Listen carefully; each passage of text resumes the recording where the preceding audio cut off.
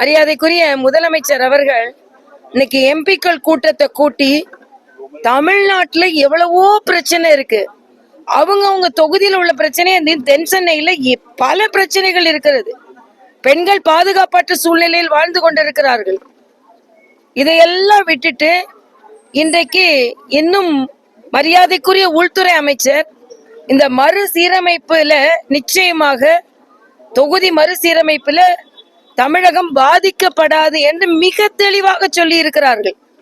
ஆனா அதையே வச்சுட்டு பார்லிமெண்ட் போனா இதை பத்தி பேசணும் என்று குழப்பம் ஏற்படுத்துவதற்காகவே அவர் இன்று பாராளுமன்றத்தில் உள்ள பாராளுமன்ற உறுப்பினர்கள் கூட்டத்தை கூட்டி இருக்கிறார். அது மட்டும் இல்ல, அங்க போய் அவங்க எல்லாம் ஒன்னும் செய்ய போறது இல்ல, வெளிநடப்பு செய்வாங்க, இல்லைன்னா கூச்சல் போடுவாங்க.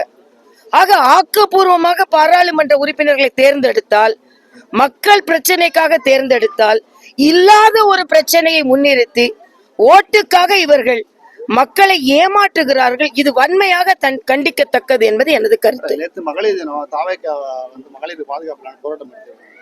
உண்மைதானே? அதனாலதான் தம்பி விஜய் நேரடியாகவே நேற்று சொல்லி இருக்கிறார்.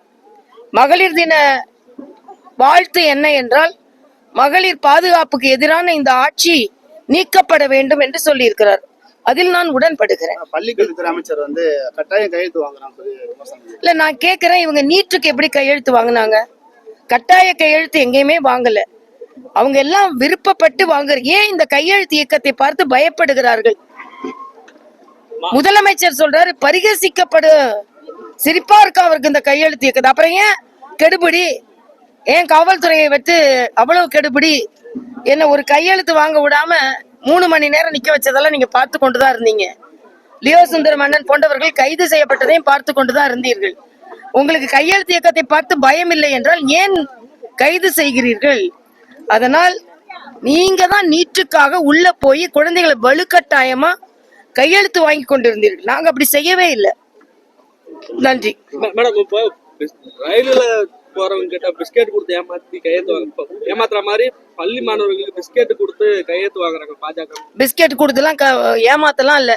குழந்தைங்க வர்றாங்க, குழந்தைங்களுக்கு அவங்க ஆசையா தான் கொடுத்துருப்பாங்க, அவ்வளவுதான்.